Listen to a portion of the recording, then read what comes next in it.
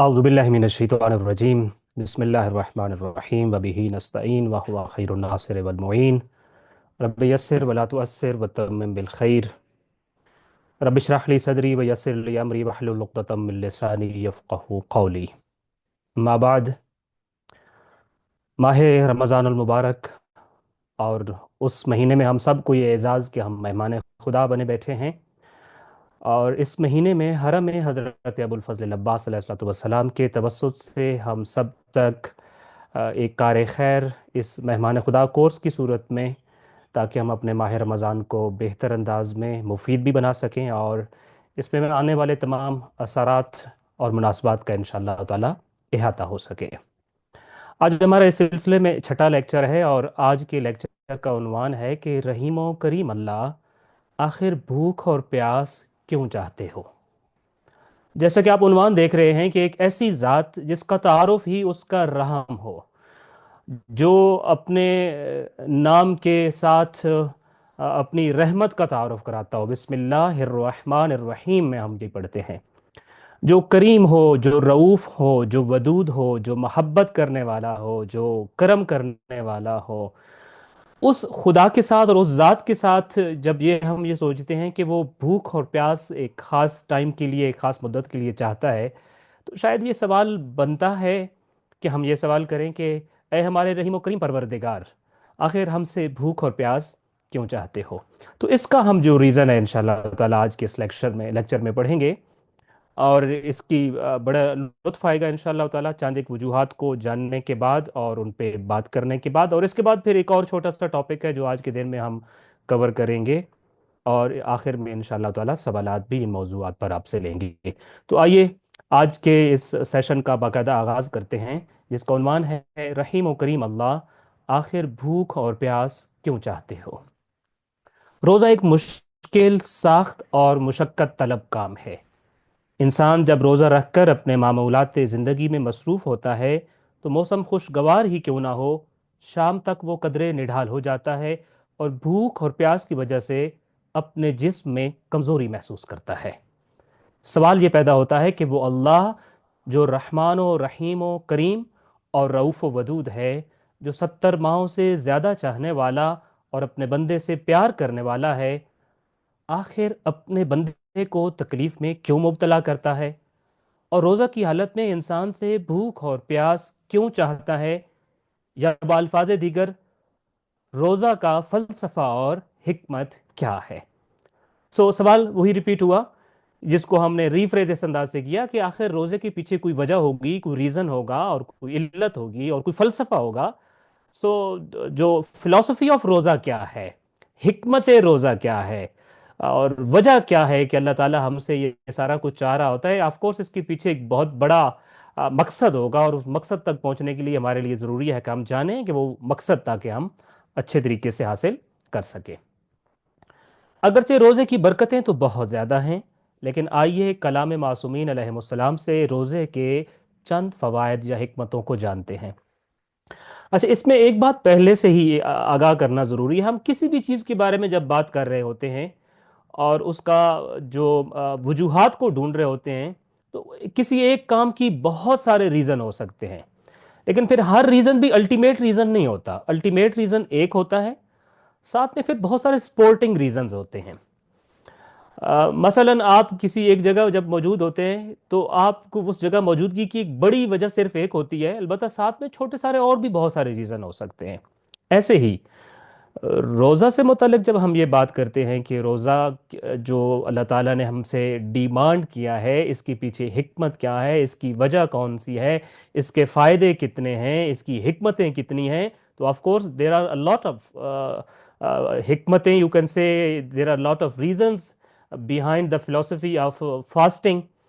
लेकिन उनमें से जो मेन और बुनियादी है जिसको हम डिस्कस कर चुके हैं, वो ये है लअल्लकुम तत्तकून, ताकि तुम अपने आप को महज़र परवरदिगार में समझो, खौफ खुदा पैदा करो और खुदा की कुर्बत को हासिल करो। अलबत्ता इसके साथ साथ चंद दीगर जो फ़वाइद हैं, जो हिकमतें हैं, उनकी तरफ इंशाल्लाह आज हम मुतवज्जि होंगे और उनके बारे में पढ़ेंगे। अच्छा, एक वजह माह रमज़ान मुबारक में रोज़ा रखने की, भूख और प्यास के तजर्बे से गुजरने की एक वजह क्या है, अमीर व गरीब में बराबरी। और ज़ाहिर है ये हम अपनी तरफ से नहीं कह रहे हैं, इसमें जैसे कभी हमने कहा आइम्मा अहलुल बैत अलैहिमुस्सलाम के फरामीन की रोशनी में जो चीज़ें हमें दस्तयाब हैं उसमें हम ये देखते हैं कि एक रोज़े का फ़ायदा ये होता है कि इसमें अमीर और गरीब दोनों का status for few hours same हो जाता होता है।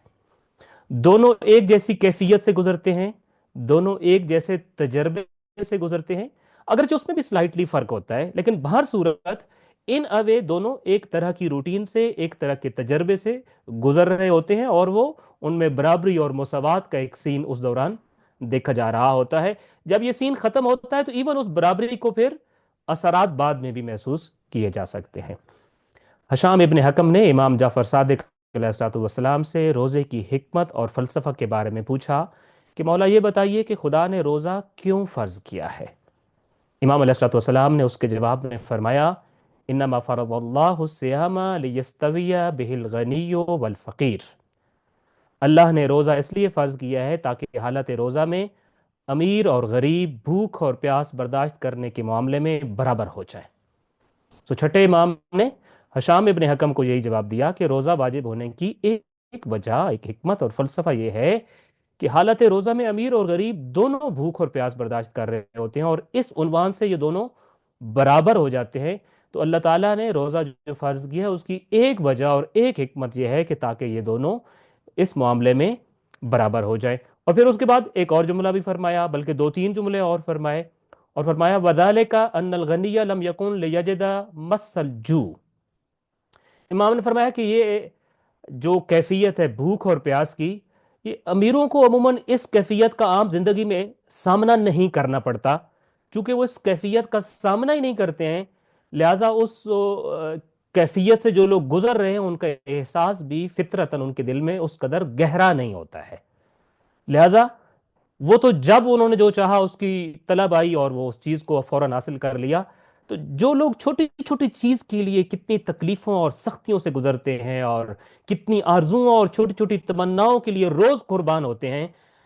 एक शख्स जिसके पास हालात अच्छे हैं, जो खुशहाली की जिंदगी गुजार रहा है, उसे क्या पता कि ये छोटी छोटी चीजों का दर्द कितना है, इनकी तकलीफ कितनी है, भूख की खुद कैफियत क्या है। जब तक वो इससे गुजरेगा नहीं उसको तो कभी एहसास ही नहीं होगा। लिहाजा खालिक कायनात ने फिर चाहकर इस महीने में उसको इस एहसास से गुजारा है। वाकईतन वो जो बंदा इस कैफियत से नहीं गुजरता वो नहीं समझ सकता कि भूख का अलम और भूख की तकलीफ और भूख की शिद्दत और भूख के दर्द की कैफियत क्या होती है, और ये इंसान के जहन पे क्या असर डालती है, ये इंसान के जिस्म पे क्या असर डालती है, यहाँ तक कि ये इंसान की सोच पर किस कदर असर डालती होती है। तो अल्लाह ताला ने फिर अमीर को भी इस जैसे हालात से गुजारा है ताकि फिर वो गरीब के बराबर की फीलिंग को अपने अंदर देखे, और फिर उसके अंदर एक जज्बा पैदा होगा और उस जज्बे को लेकर इंशाल्लाह वो अपनी जिंदगी में आगे बढ़ेगा। सो इमाम अलैहिस्सलाम के अगले अल्फाज का तर्जमा पढ़ते हैं। अमीरों ने अमूमन रोज़ों के अलावा कभी भूख का सामना नहीं किया होता कि गरीबों का एहसास करें, क्योंकि अमीर को जिस चीज़ की तलब होती है फौरन हासिल कर लेता है, जबकि गरीब अपनी गुर्बत के सबब भूख और प्यास भी बर्दाश्त करता रह जाता है। तो बस अल्लाह ताला ने चाहा कि वो अपने मखलूक में मसावात पैदा करे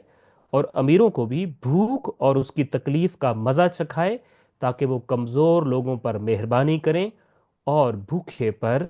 रहम करें। सो एक जो फ़लसफ़ा और एक हिकमत और एक रोज़े की एक वजह जो है, एक ख़ास एहसास पैदा करना है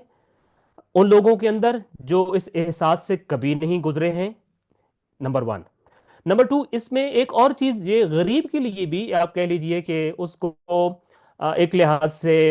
हौसला दिया जा रहा होता है कि इस एहसास से सिर्फ तुम ही जिंदगी में नहीं गुजरते हो, बल्कि एक खास महीने में तो कोई कितना ही अमीर ज्यादा क्यों ना हो, कोई कितना ही खुशहाल क्यों ना हो, एक महीने में तो वो भी तुम्हारी तरह भूख और प्यास से गुजरता है, तो तभी उसका रोजा कबूल होता है। तो एक लिहाज से उसके साथ भी एहसास हमदर्दी भी हो जाता है, और फिर उसका एहसास उमरा तबके, खुशहाल तबके और जो बहुत अच्छे हालात, माली हालात होते हैं, उन लोगों के दिल में भी उसकी मोहब्बत पैदा की जाती है, उसका एहसास पैदा किया जाता है। रोज़ा इस बात का अमली दर्स है कि तुमने माह रमज़ान में देख लिया कि भूख और प्यास के साथ ज़िंदगी किस कदर मुश्किल और फीकी है। یہ احساس واقعتا ماہ رمضان میں ہی ہوتا ہے کہ زندگی میں جو خوراک ہے اور کھانا ہے اور غذا ہے اور جو بھوک مٹانا ہے، یہ بھی ایک ٹارگٹ اور ایک ہدف ہوتا ہے، اور یہ کتنا مشکل ہدف ہو جاتا ہے سم ٹائم، کہ جب انسان اس کیفیت سے گزرتا ہے تو اسے تب اندازہ ہوتا ہے کہ یہ بھی تو دنیا کی مشکلات اور الجھنوں اور دردوں اور بیماریوں میں سے ایک بیماری ہے اور ایک درد ہے۔ لہٰذا اب جب تم نے بھوک کی مشقت کو جان لیا ہے تو سال کے باقی 11 مہینوں میں ان غریبوں کو فراموش مت کرنا جو تمہارے ارد گرد، تمہارے شہر، گاؤں، محلے اور معاشرے میں ستم ظریفی کی زندگی بسر کر رہے ہیں اور ہر روز اپنی خواہشات کے ہاتھوں ڈسے جاتے ہیں، بلکہ اپنے مال و دولت سے صدقہ و خیرات اور فرض شدہ واجبات کو الگ کر کے ان کے گھروں میں خوشیوں کا سبب بن جانا، تاکہ تمہارا مالی حق بھی ادا ہو جائے اور تمہارا خدا بھی تم سے راضی ہو جائے۔ ایک حکمت جو ابھی ہم نے کہا یہ ہے احساس پیدا کرنا ہی نہیں، بلکہ اس احساس کے بل بوتے پر اگلے سال ماہ رمضان المبارک تک انسان کی توجہ ان طبقات کی طرف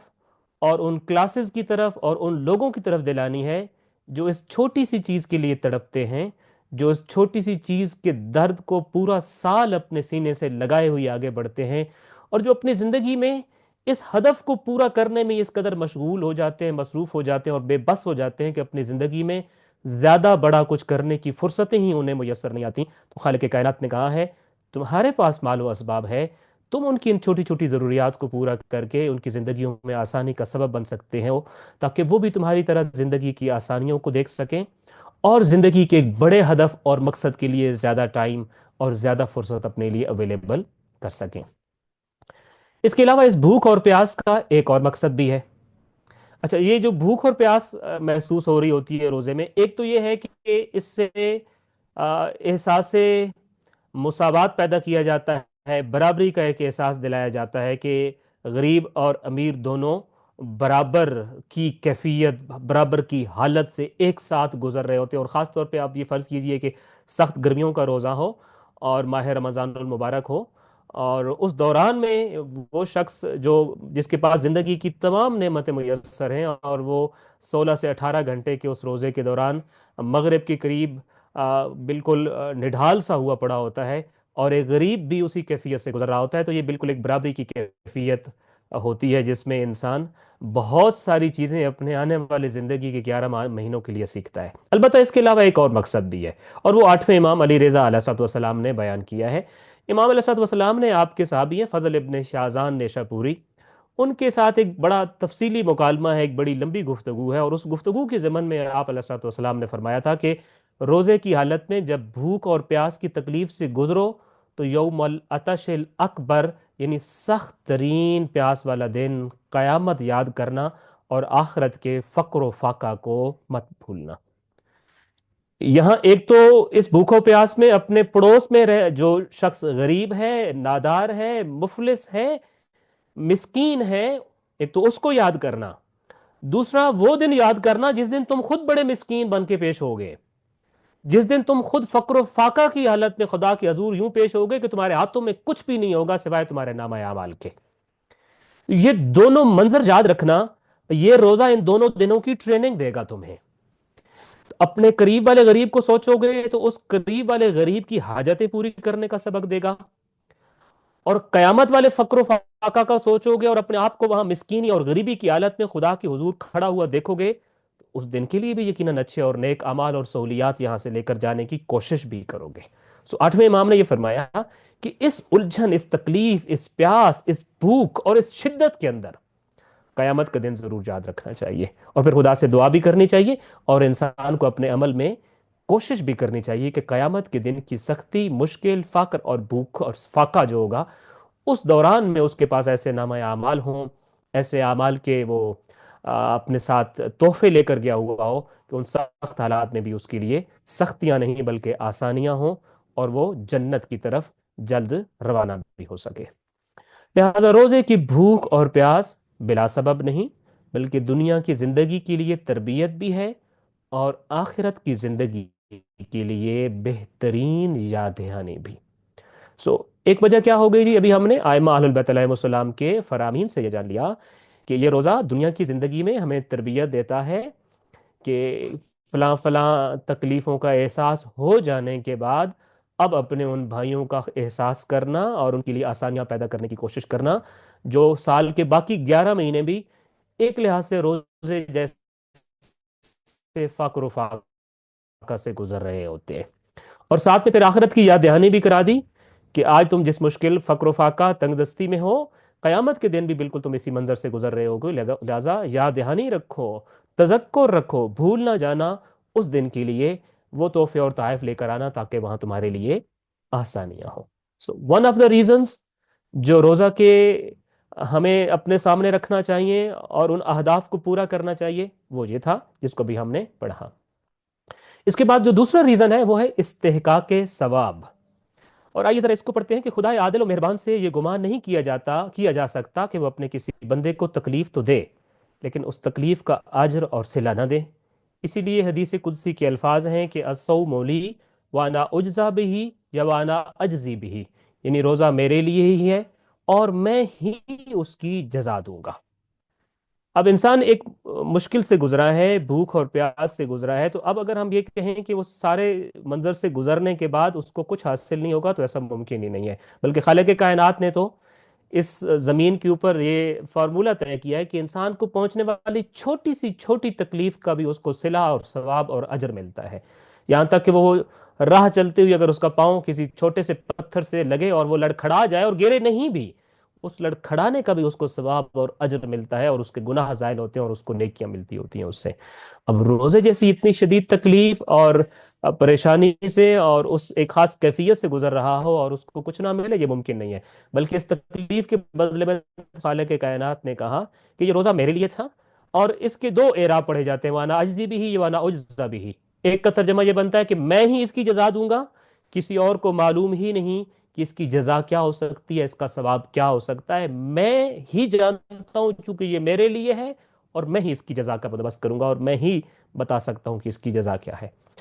ایک اور ترجمہ یہ کیا جاتا ہے کہ روزہ میرے لیے ہے اور میں ہی اس کی جزا ہوں، میں خود روزے کی جزا ہوں،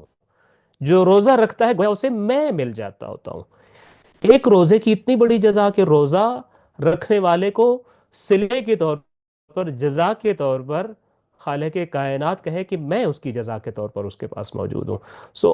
حدیث قدسی کے الفاظ یہ ہیں کہ یہ خدا عادل و مہربان بندے کی تکلیف کے بدلے جو اس کو اجر اور صلہ دے رہا ہے وہ کوئی اور نہیں جانتا۔ روزہ کے سبب آنے والی ہر تکلیف کا اجر خالق کائنات کے ہاں مسلم ہے۔ حالت روزہ میں جب روزہ دار کھانے اور پینے سے اجتناب کرتا ہے تو دنیا کی کوئی بھی نعمت خدا بند متعال کے ہاں اس معمولی سی تکلیف کا نعم البدل واقع نہیں ہو سکتی۔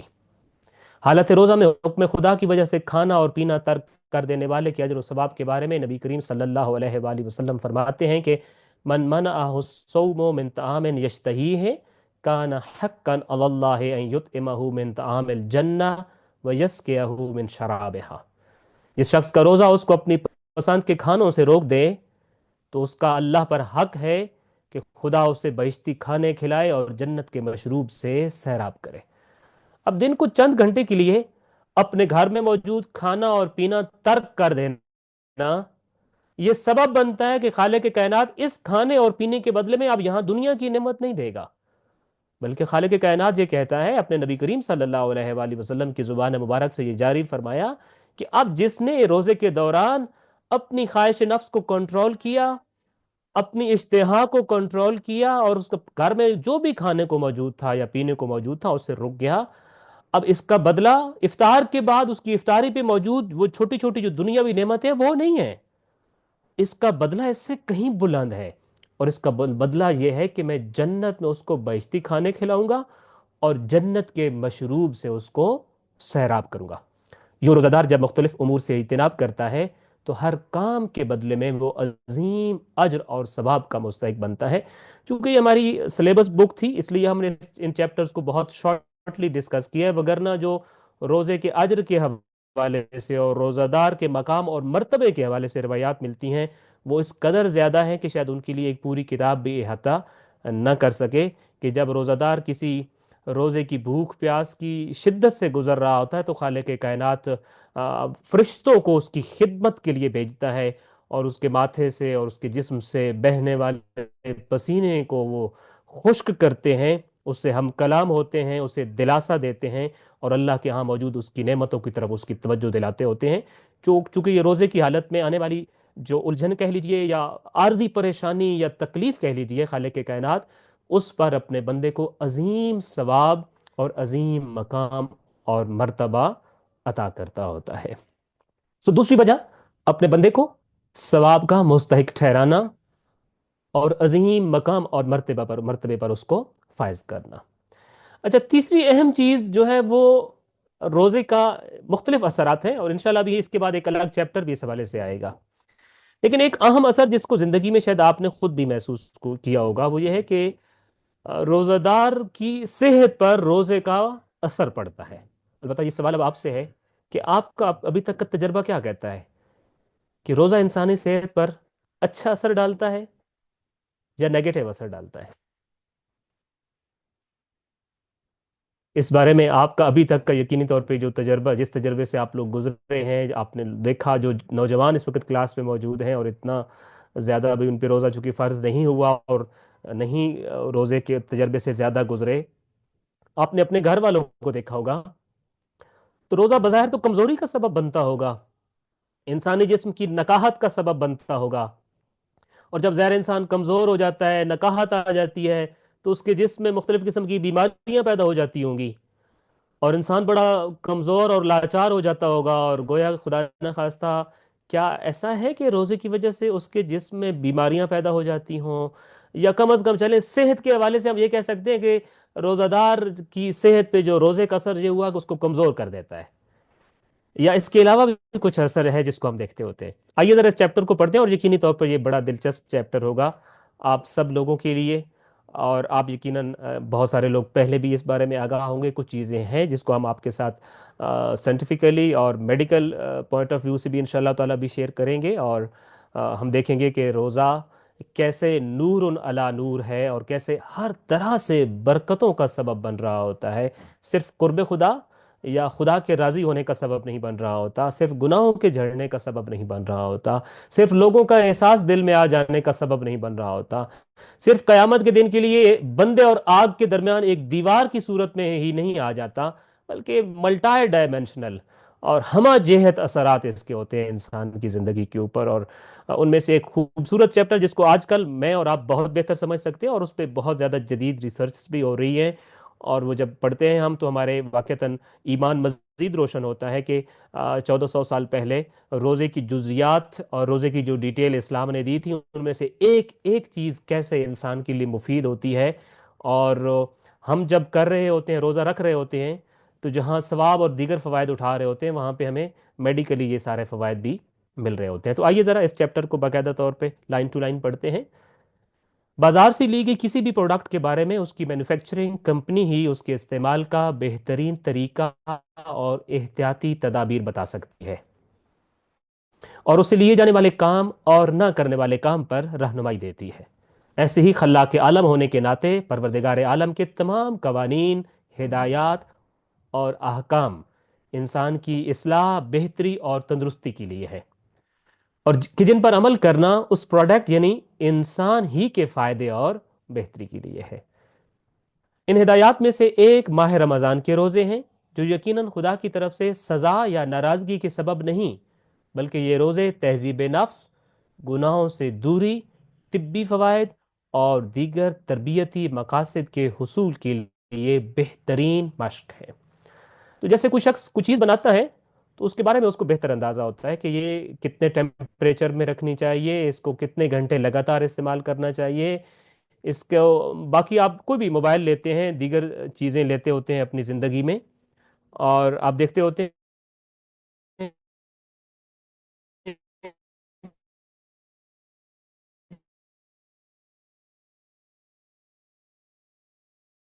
کہ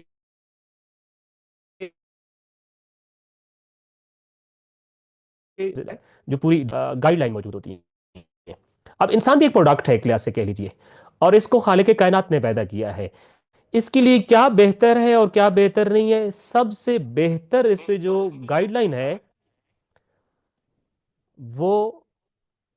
आई एम सॉरी, वो खालिक कायनात ही की तरफ से आ सकती है और खालिक कायनात ही की तरफ से आई है। अब वही जब रोजे का हुक्म दे रहा होता है तो उसका मतलब ये होता है कि इंसान के लिए ये रोजा अगर मुज़िर होता तो वो कभी हुक्म ना देता, बल्कि ये उसके फायदे के लिए है। और उसके फायदे मल्टी डायमेंशनल, जैसे मैंने कहा भी, अभी आपने देखा कि इससे तो खुद एक तो नफ्स की तरबियत होती है, साथ में इंसान के गुनाह खत्म हो जाते हैं, बहुत सारे तिब्बी फ़ायदे होते हैं, इंसान की खुद तरबियती सेशंस हैं रोज़ा। तो ये मुख्तलिफ़ किस्म के मकासद हैं जो हमें मुख्तलिफ़ किस्म के जो फ़वाद हैं हमें रोज़े के ज़िमन में जो इंशाअल्लाह ताला हासिल हो रहे होते हैं। कबल इसके कि हम आगे पढ़ें, चूँकि मैंने फिर अर्ज़ करूँगा कि हमारी जो बुक है ये हमने सिलेबस बुक के तौर पे लिखी, और आपसे जैसा कि शुरू के क्लास में अर्ज़ किया था कि हमने बहुत सारी मुनासबात और बहुत सारे टॉपिक्स को लेके चलना था, और हमारे पास सिर्फ 30 लेक्चर्स थे और हर लेक्चर सिर्फ 40 मिनट का है। तो हम तमाम चीज़ों का अहाता नहीं कर सकते थे कि हर एक चीज़ के बारे में इतनी डिटेल दें कि आपको किसी और जगह ना जाना पड़े।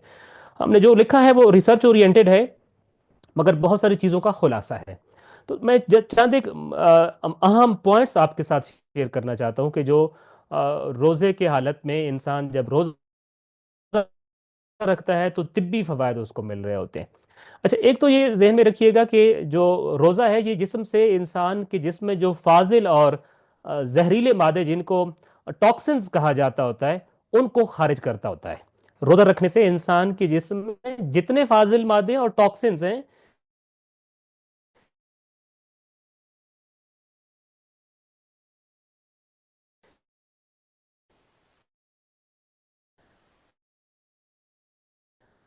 जिस इसका रीज़न क्या है? इसकी वजह यह है कि जब इंसान खाने की मिकदार उसकी कम हो जाती है तो इंसान के जिस्म में जितने भी फैटी सेल्स हैं ना, वो इंसान के जिस्म में जो महफूज जहरीले मादे और सेल्स पड़े थे उनको जलाकर तवानाई पैदा करते होते हैं। और फिर जिससे इंसान का जिस्म जो है वो कुदरती तौर पर डिटॉक्स हो जाता होता है, और वो तमाम उन जहरीले मादों आग नहीं हो रहे होते। एक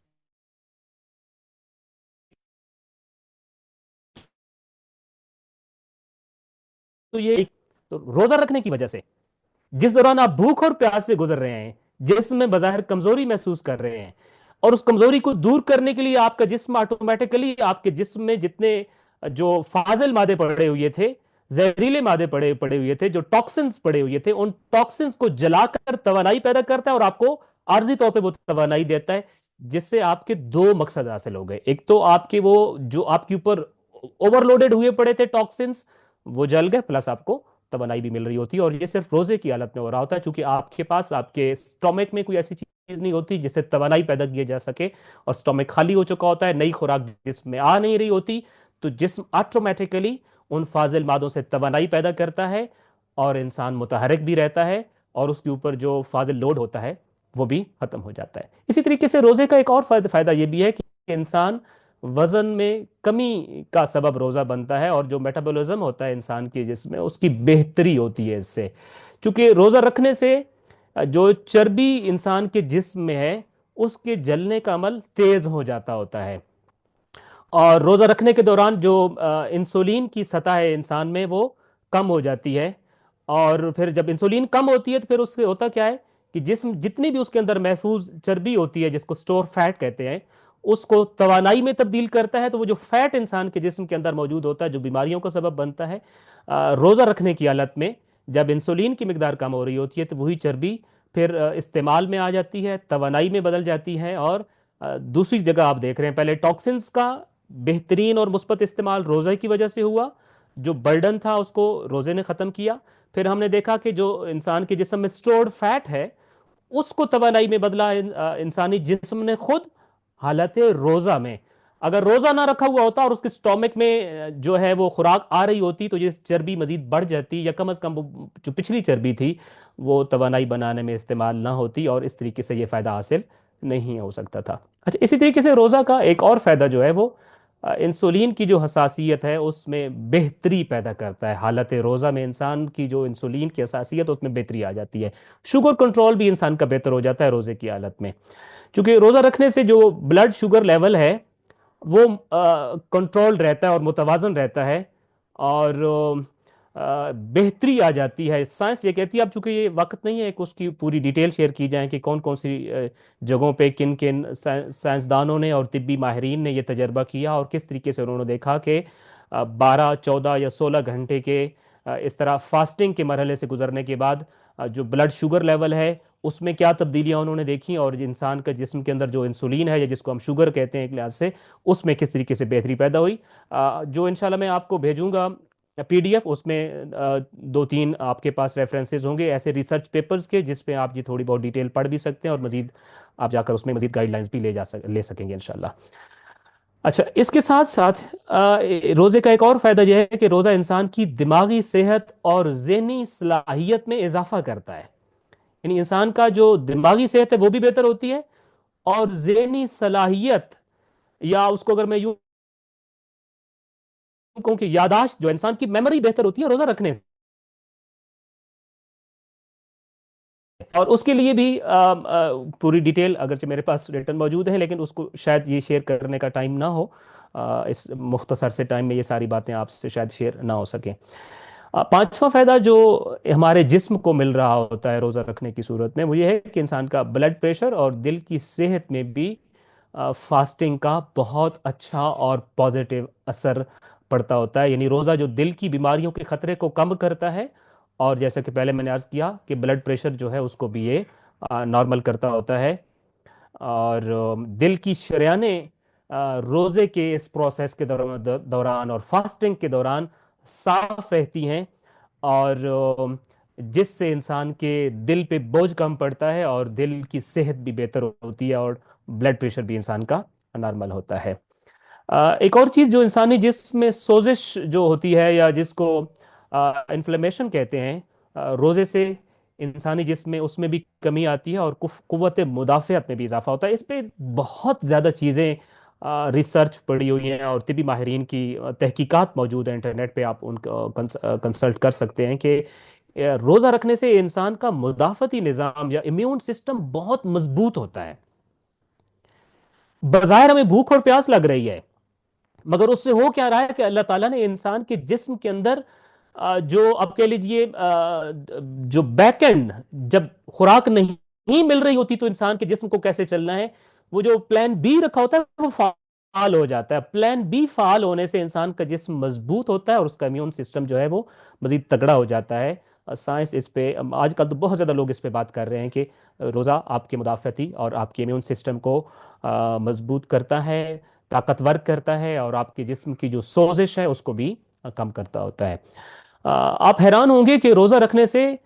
کینسر میں مبتلا ہونے کا جو خطرہ ہوتا ہے وہ بھی کم ہو جاتا ہے.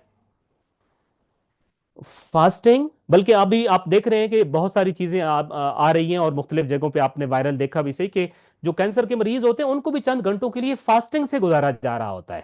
فاسٹنگ کے ایک پروسیس سے گزارا جا رہا ہوتا ہے. چونکہ اس فاسٹنگ کے مرحلے سے گزرنے کے بعد وہ بہتر محسوس کرتے ہیں، اور خاص طور پہ اس کی خود سائنٹیفک وجوہات بھی ہیں کہ روزے کے دوران ایک آٹوفیجی کا ایک عمل ہوتا ہے، وہ تیز ہوتا ہے.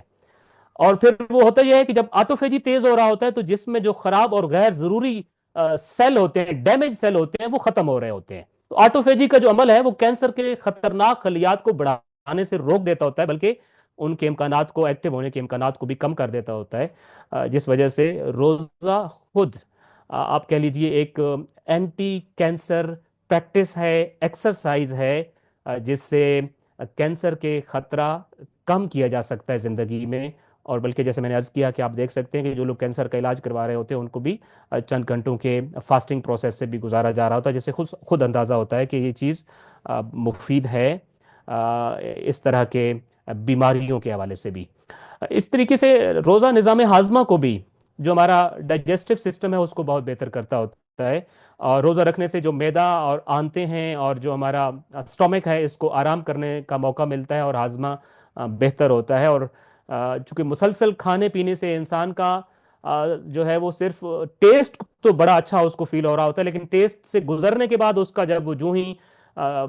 چلا جاتا ہے، اس کا کھانا اس کے معدے میں چلا جاتا ہے،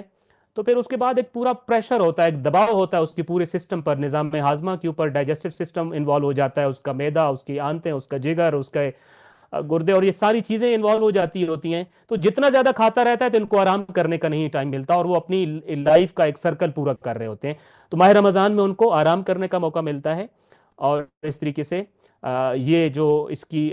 روزہ رکھنے کی افادیت ہمارے خود ڈائجسٹو سسٹم پہ بھی پڑتی ہے. اور انسان اس کا جو ہے وہ جو کیا کہتے ہیں سٹومک ایسڈ ہوتا ہے، جو تیزابیت ہے پیٹ کے اندر، اور بد ہضمی جیسے مسائل ہوتے ہیں، وہ بھی کافی کم ہو جاتے ہیں. کچھ سائنسی تحقیقات یہ بتاتی ہیں کہ روزہ خود جو ہے وہ طویل عمر پانے کا بھی ایک وجہ ہے، اور اس کو اینٹی ایجنگ اثرات کا حامل ایکسرسائز کہا گیا ہے. کہ روزہ رکھنے سے آپ گویا کہ عمر طویل ہوتی ہے انسان کی، اور جلد دیر سے بوڑھی ہوتی ہے. جلد کے اوپر جو بوڑھا ہونے کے اثرات آ رہے ہوتے ہیں وہ بہت کم ہوتے ہیں. چونکہ روزہ رکھنے سے جو انسان کے گروتھ ہارمونز ہیں ان کی پیداوار میں اضافہ ہو جاتا ہے، اور جو خلیات یا جو ہمارے پاس سیل ہیں ان کی مرمت اور بڑھاپے کے عمل کو یہ سست کر دیتا ہوتا ہے. اینی ہاؤ اس کی چونکہ پوری ڈیٹیل پھر وہی کہ ہر ایک کی ڈیٹیل ہم اس دوران شاید پوری بیان نہ کر سکے، لیکن آپ حیران ہو رہے ہوں گے جسٹ میں ایک لسٹ کو پڑھے جا رہا ہوں آپ کے سامنے کہ روزہ ہم تو قرب پروردگار کے لیے رکھ رہے ہیں، اپنی آخرت کی کامیابی کے لیے رکھ رہے ہیں، اور دیگر بہت مانوی اور روحانی اثرات کو حاصل کرنے کے لیے رکھ رہے ہیں، مگر اس کے ساتھ ساتھ ہمارے جسم کے اوپر اس کے کیا کیا اثرات پڑ رہے ہیں، ہماری ذہنی صحت کے اوپر کیا اثرات مترتب ہو رہے ہیں، ہمارے حافظے کے اوپر کیا اثرات مرتب ہو رہے ہیں. اور صرف یہی نہیں بلکہ روزے کے بارے میں سائنس یہ بھی ثابت کرتی ہے کہ روزہ جو ہے وہ نیند کے معیار میں بہتری لاتا ہے اور جسمانی توانائی میں اضافے کا سبب ہے. اور جو ہے اس کے اوپر بھی پوری ایک ڈیٹیل موجود ہے کہ روزہ رکھنے سے جو انسان کے اندر بیسیکلی بھاری کھانے سے جو بوجھل پن ہوتا ہے وہ ختم ہو جاتا ہے، اور زیادہ توانائی اور ذہنی جو ہے وہ ایکٹیونیس انسان محسوس کر رہا ہوتا ہے، چونکہ اس کے بدن پہ اضافی برڈن نہیں آ رہا ہوتا. تو بظاہر ہم یہ سمجھ رہے تھے کہ یہ جسمانی کمزوری کا سبب بنتا ہے، لیکن سائنس آج یہ کہتی ہے کہ روزہ رکھنے سے انسانی نیند بہتر ہوتی ہے، اور اس کا جو جسمانی توانائی ہے وہ بھی بہتر ہو رہی ہوتی ہے. سو آپ کے سامنے عرض یہ کر رہا ہوں کہ روزہ دار کی صحت، اور صرف یہ میں جسٹ ایک 10 فوائد کی لسٹ آپ کے لیے لے کے آیا تھا، جسٹ کہ میں ان کو گو تھرو کر سکوں، اور ہم یہ نہ کہیں کہ ہم نے ایک بات کی اور اس کے پیچھے کوئی حقیقت موجود نہیں تھی. آپ ضرور آج تو بہت آسان ہو گیا ہے ان ساری ریسرچ تک پہنچنا. آپ کے پاس انٹرنیٹ موجود ہے، آپ کے پاس گوگل پہ بے تحاشا ایسی رپورٹس موجود ہیں جو جدید ماہرین نے اور علم طب کے ماہرین نے مرتب کی ہیں، اور انہوں نے خود اس کے اوپر تجربات کیے ہیں. آپ آرٹیفیشل انٹیلیجنس سے بے تحاشا ہیلپ لے سکتے ہیں، اور اس سے زیادہ بہتر ڈیٹا اکٹھا کر کے یہ جان سکتے ہیں کہ روزہ انسانی صحت کے اوپر، میرا خیال ہے کہ اس کے اوپر بہت بڑے آرٹیکلز اور کتابیں اور والیومز لکھے جا سکتے ہیں کہ انسانی جسم کے اوپر روزے کے مثبت اثرات کون کون سے مرتب ہوتے ہیں. تو آئیے ہم اپنے اس سلسلے کو آگے بڑھاتے ہیں جو جہاں سے ہم نے چھوڑا تھا. تو روزے کے ان فوائد اور اثرات کو صرف مسلمان طب کا فکر ہی نے نہیں بلکہ غیر مسلم محققین اور علم طب کے ماہرین نے بھی بیان کیا ہے. آج جب کہ میڈیکل سائنس اپنی ترقی کی انتہاؤں کو چھو رہی ہے تو ایسے میں روزے کے طبی فوائد پر بے تحاشا کام ہو رہا ہے جس کو بیان کرنے کے لیے الگ کتاب کی ضرورت ہے. روزے کی انسانی صحت پر پڑنے والے اثرات کا خلاصہ یہ ہے کہ روزہ کینسر، بلڈ پریشر، شوگر، امراض قلب، مرگی، نظام انہضام کی خرابیوں اور معدہ کے متعدد امراض سے محفوظ رکھنے کے علاوہ گیس کے عمل میں کمی، جبکہ حافظے اور یاد کرنے کے عمل میں بہتری کا سبب بھی ہے. ان کے علاوہ روزہ کی حالت میں جب انسان بھوک اور پیاس کی شدت میں مبتلا ہوتا ہے تو یہ حالت اس کے جسم کے مردہ اور ناکارہ سیلز کو فعال بنانے کا سبب بنتی ہے. اس کے علاوہ انسانی جسم کے ٹیشوز کے سخت ہو جانے یا گاڑھا ہو جانے جیسے پیچیدہ مسائل کا بھی بہترین حل ہے. اسی لیے رگوں کے مسائل اور غدودوں کے امراض میں مبتلا لوگوں کے لیے بھی روزہ بیش بہا طبی فوائد کا حامل ہے. جدید سائنس کی ان تحقیقات کو پڑھنے اور روزے کے طبی فوائد جاننے کے بعد بے ساختہ سردار انبیاء صلی اللہ علیہ وآلہ وسلم کا یہ فرمان یاد آتا ہے کہ لِكُلِّ شَيْءٍ زَكَاةٌ وَزَكَاةُ الْأَبْدَانِ الصِّيَامُ، یعنی ہر چیز کے لیے زکوٰۃ ہوتی ہے اور بدن کی زکوٰۃ روزہ رکھنا ہے. جس طرح مال و پیسے کی زکوٰۃ انسان کے مال و اموال میں برکت اور نشو و نما کا سبب بنتی ہے، اسی طرح روزہ انسانی جسم کی صحت کے لیے بیش بہا طبی فوائد کا حامل ہے. नबी करीम सल्लल्लाहु अलैहि वसल्लम का फरमान है, सूमू तसिहू, यानी रोज़ा रखा करो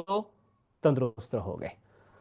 आज साइंस जब ये बातें कहती है तो मैं और आप यकीनन बहुत नाज और फख्र से सर बुलंद करते हैं कि हम 1400 साल पहले से जानते थे कि रोज़ा सेहत की ज़मानत है। रोज़ा इंसान को तंदुरुस्त और सेहतमंद बनाता है। रोज़ा इंसान को कमज़ोर और बेजान नहीं बनाता। और आए वक्त में और आए रोज़, हर रोज़ कोई ना कोई ऐसी नई तहकीक ज़रूर सामने आ रही है जिससे मालूम होता है कि रोज़े के इंसानी जिस्म के ऊपर मज़ीद क्या क्या मुस्बत असरात मुरतब होते हैं। तो ये तीसरी चीज़ जिसके इख्तितामिया में हम ये पढ़ेंगे कि हकीकत यह है कि रोज़ा रखने यानी मुसलसल कई घंटे तक खाने पीने से परहेज करने की वजह से इंसान का मैदा खाली हो जाता है, जिससे ना सिर्फ मैदा बल्कि निज़ाम से जुड़े तमाम इंसानी अज़ा को इस महीने में आराम करने का ज़्यादा वक्त मिलता है, जिसके सबब इंसानी जिस्म अपनी खोई हुई तंदुरुस्ती को दोबारा हासिल कर लेता है और उसके बदन में पाई जाने वाली पेचीदगियों और मसाइल का खात्मा होता है। इसी सबब से इसको जिस्म की ज़कात कहा गया है। अभी आपने देखा, और यकीनन आप पहले से भी आगाह होंगे, कि रोज़ा खुद इंसानी सेहत के लिए बहुत ज़्यादा असरात का हामिल है। हम ये जानना चाह रहे थे कि हम रोज़ा क्यों रख रहे होते हैं, तो हमने मुख्तलिफ 3 किस्म के असरात रोज़े के पढ़े अभी, कि इंसान की जिस्म के ऊपर होते हैं। और इंशाल्लाह रोज़े के फ़वाइद के चैप्टर के तौर पे आने वाले 1-2 दिनों में हम मज़ीद इस बारे में पढ़ेंगे। अगला जो मौजू है जिसके साथ हमारी आज की क्लास भी खत्म होगी, और ये बड़ा मुहिम मौजू है, ये है बच्चों का रोज़ा। अमूमी तौर पे हम सब इस मसले से मुब्तला हैं, इस मसले में मुब्तला होते हैं कि माह रमज़ान में जब हम रोज़ा रखने के लिए तैयार होते हैं तो घर में बच्चों की ज़िद होती है, वो इसरार होता है बार बार के उन्होंने भी रोज़ा रखना है। और वो बार बार हमसे वादा करते हैं रात को सोने से पहले कि हम वादा करके सोइए कि आप सुबह हमें सहरी में उठाएंगे, कल का रोज़ा मुझे रखने देंगे। और वालिदैन बड़े परेशान होते हैं कि छोटे बच्चे रोज़ा नहीं रख सकेंगे, लिहाजा अब उनको किस तरह से डील किया जाए, उनको किस तरह से टाला जाए, या खुदा न खास्ता उनसे कोई झूठा वादा किया जाए, या क्या वो तरीका इख्तियार किया जाए कि बच्चे मुतमईन भी हो जाएं, इसरार और जिद भी ना करें, और रोज़े की मुशक्क़त जो वो इस वक्त बर्दाश्त नहीं कर सकते उससे भी बच जाएं। तो हमारा ये चैप्टर इंतहाई अहम है और बड़ा मुबतला बे भी है। मुख्तसर सा छोटी सी हेडिंग और छोटी सी गुफ्तगू है इसमें, लेकिन इंशाल्लाह आई होप आज के बाद हमें बच्चों को डील करने में बहुत आसानी हो जाएगी। और बच्चे भी यकीनन अगर जो सुन रहे हैं इस दौरान, वो ज़्यादा एंजॉय करेंगे कि आज के बाद उनको कोई टालेगा नहीं, और आज के बाद उनसे कोई इंशाल्लाह झूठ भी नहीं बोलेगा, बल्कि उनको भी रोज़ा रखने का पूरा मौका अब इंशाल्लाह मिलने वाला है। और वालिदैन भी खुश होंगे और बच्चे भी खुश होंगे। पांचवें इमाम ने इस सारे मसले का हमें हल बताया है, तो आइए ज़रा इस मसले को पढ़ते हैं। माह रमज़ान में पेश आने वाले मसाइल में से एक मुमकिन मसला बच्चों का रोज़ा रखने की जिद करना है। इस तरह के हालात में अमूमन वालिदैन परेशान हो जाते हैं क्योंकि छोटे बच्चे रोज़ा रखने की कुदरत नहीं रखते, बिलखुसूस जब रोज़े गर्मियों में हों। तो वालिदैन की उलझन ये होती है कि अगर बच्चों को रोज़ा रखवा कर दिन में इफ्तार करवा दें तो कहीं गुनाह के मुर्तकिब ना ठहरे, और अगर दिन में इफ्तार न करवाएं तो मगरिब तक रोज़े से रहना बच्चों के लिए निहायत तकलीफ का सबब होता है और उन पर उस रो हर हरज लाजिम आती है। दूसरी तरफ कुछ वालिदैन जब बच्चों को रोज़ा रखने पर इसरार करते देखते हैं तो उन्हें अगले दिन का रोज़ा रखने की इजाज़त देने का वादा करके टालने की कोशिश करते हैं, लेकिन ये भी उलझन में रहते हैं कि इस मामले में वो झूठ बोलने के मुर्तकिब हुए हैं, जो कि गुनाह कबीरा में से है। बच्चों के रोजा रखने के मामले में इमाम मोहम्मद बाकिर अलैहिस्सलाम ने इन दोनों मसलों का हल बताया है। आपने फरमाया, हम अहले बैत अपने बच्चों को 5 साल की उम्र से नमाज का हुक्म देते हैं, अलबत्ता तुम अपने बच्चों को 7 साल की उम्र से नमाज का आदी बनाओ। और हम अहले बैत अपने बच्चों में 7 साल की उम्र से रोजा रखने की तरबियत करते हैं, अलबत्ता पूरे दिन का रोजा नहीं, बल्कि इतने वक्त का रोजा कि जो उनके लिए आसानी से मुमकिन हो। फर्क नहीं पड़ता कि आधे दिन का रोजा हो या इससे कम या उससे ज्यादा हो।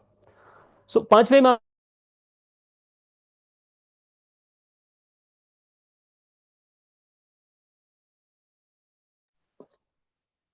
सजाद साहब, मैं 1 मिनट मुझे लगेगा, मैं आपके साथ इमाम अलैहिस्सलाम ये बता रहे थे कि हमारे यहाँ अहलुल बैत अलैहिस्सलाम के घरानों में اس طرح سے ہے کہ ہم اپنے بچوں کو 5 سال کی عمر سے نماز کا حکم دیتے ہیں، لیکن تم اپنے بچوں کو 7 سال کی عمر سے نماز کا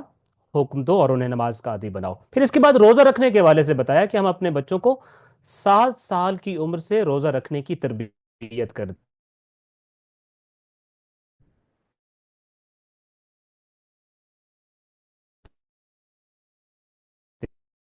ہیں۔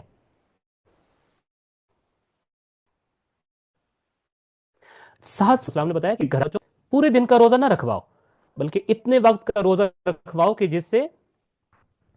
آسانی سے بچے جو ہے وہ روزہ رکھ سکیں اور ان کے لیے کسی قسم کی الجھن اور تکلیف اور مشکل نہ بنے۔ اور اب یہ آدھے دن کا روزہ ایزیلی رکھ سکتے ہیں تو آدھے دن کا روزہ رکھواؤ، آدھے دن سے کم کا روزہ آسانی سے رکھ سکتے ہیں تو آدھے دن سے کم کا روزہ رکھواؤ، آدھے دن سے تھوڑا زیادہ رکھ سکتے ہیں تو تھوڑا زیادہ رکھواؤ، یعنی جب ان کی تکلیف دیکھو کہ ان کا روزے سے زیادہ تکلیف پہنچ رہی ہے اور اب ان کے لیے مزید روزہ رکھنا ممکن نہیں ہے تو اس دوران ان کو افطار کرا دو، جیسا کہ امام علیہ السلام اگلے اس پیراگراف میں ہم انہیں روزہ رکھوا دیتے ہیں، جب ان پر پیاس یا بھوک کا غلبہ ہوتا ہے تو پھر ان کا روزہ افطار کروا دیتے ہیں۔ اس طرح وہ روزہ رکھنے کے عادی ہو جاتے ہیں اور ان میں روزے کی قدرت و قابلیت بھی آ جاتی ہے۔ تم بھی اپنے بچوں کو روزہ رکھنے کا عادی بناؤ جب وہ 9 سال کی عمر کو پہنچ جائیں، البتہ اتنے وقت کا روزہ رکھواؤ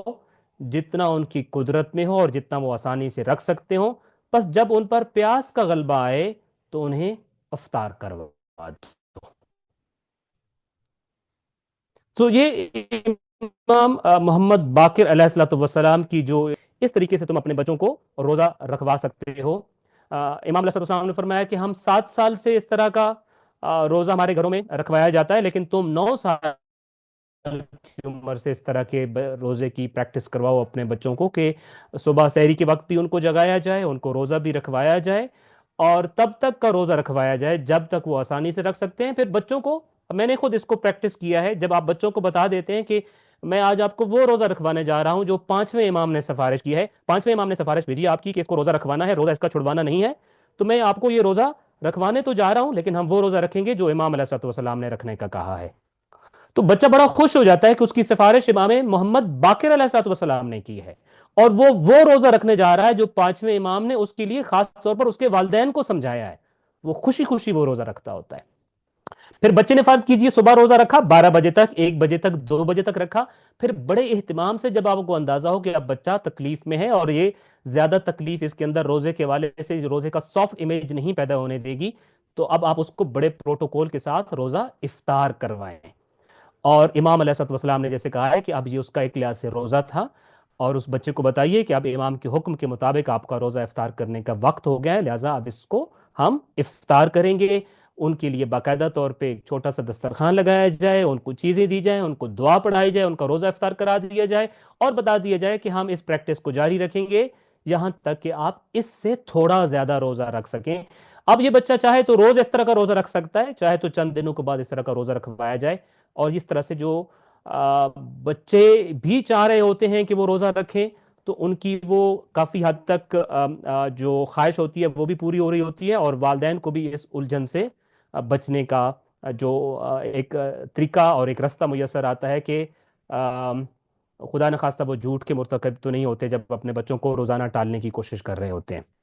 یقیناً معاشرے میں بچوں کے اس روزے کا تصور اور طرز فکر روشناس کرانے کی ضرورت ہے تاکہ وہ بچپن سے ہی روزے دار ہونے کا تصور لے کر بڑے ہوں۔ ہوپ فلی سوری اس دوران تھوڑی ڈسٹربنس آتی جاتی رہی ہے، لیکن ہوپ فلی شاید میں یہ کانسیپٹ کلیئر کرنے میں کسی حد تک کامیاب ہوا ہوں گا، اور امید کرتا ہوں کہ انشاءاللہ تعالیٰ آپ ہمارے گھروں میں بچے بھی ایک باقری روزہ رکھ رہے ہوں گے امام محمد باقر علیہ السلام کی ہدایات کے عین مطابق، اور وہ جب چاہ رہے ہوں گے ان کی مرضی بھی پوری ہو رہی ہوگی اور والدین بھی ان کا بھرپور ساتھ دے رہے ہوں گے، اور اس طریقے سے انشاءاللہ وہ مستقبل کے بہترین روزے دار ہوں گے۔ میں نے اس کو تھوڑا سمپلیفائی کر کے آپ کے سامنے پیش کرنے کی کوشش کی ہے کہ بچوں کے روزے کی تربیت امام محمد باقر علیہ السلام کی طرف سے قدم بقدم جو رہنمائی ہمیں ملی ہے،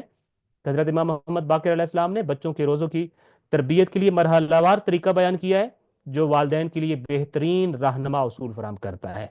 पहला मरहला 5 से 7 साल की उम्र का है। इस उम्र में वालिदैन बच्चों को सिर्फ नमाज का आदी बनाएं, नमाज के साथ रोजे का बोझ ना डाला जाए। दूसरा मरहला 7 से 9 साल की उम्र का है। बच्चे को आधे दिन या चंद घंटे का रोजा रखने की तरगीब दीजिए दीजिए और फिर अगर वो भूख या प्यास महसूस करता है तो इस दौरान उसको इफ्तार करवा दिया जाए। इस मरहले में रोजे को तफरीही और मुस्बत तजर्बा हमने बनाना है, ताकि बच्चा रोजे की सख्ती से ना घबराए बल्कि इसकी तरफ ज्यादा माइल हो, और इस दौरान सिर्फ भूख और प्यास ही नहीं बल्कि दीगर चीजों को भी एक्सपीरियंस कर रहा हो, जिसकी तरफ हमने कल इशारा किया था। आम रोजा ना रखवाइए, जो थोड़ा सा रखे रोज बच्चा, खास हो या खासुल खास रोजा हो। और तीसरा मरहला जो है 9 साल या उसके बाद का है। अब बच्चे को जितना मुमकिन हो, खास तौर पे अगर मेल हैं, बच्चियों पे तो 9 साल की उम्र के बाद जो है रोजा फर्ज हो जाता है, तो अब बच्चे को जितना मुमकिन हो मुकम्मल रोजे का आदी बनाया जाए। अगर प्यास या भूख नाकाबिले बर्दाश्त हो जाए तो इफ्तार करवा सकते हैं। इस मरहले में बच्चे को रोजे की रूहानी बरकतें और इनामात के बारे में ज्यादा बताया जा सकता है। अलबत्ता चूंकि शुरू से प्रैक्टिस करके आ रहा होगा खास रोजे की, तो यहाँ पे पहुंचते पहुंचते वो यकीनी तौर पर एक अच्छा रोजादार बन चुका होगा, और उसके लिए इस रोजे पे मुसल्लत होना इजीली मुमकिन हो चुका होगा। आप इस स्क्रीन को स्क्रीन शॉट ले सकते हैं इसका, ताकि आप इमाम मोहम्मद बाक़िर अलैहिस्सलाम की उस फरमान की रोशनी में बेहतर अंदाज में अपनी फैमिली में और अपने हल्का अहबाब में बच्चों के रोज़े का एहतमाम इंशाअल्लाह ताला करवा सकें। आगे हम बढ़ते हैं। सरगर्मी आज की जो है वो इसी से मुतल्लिक है।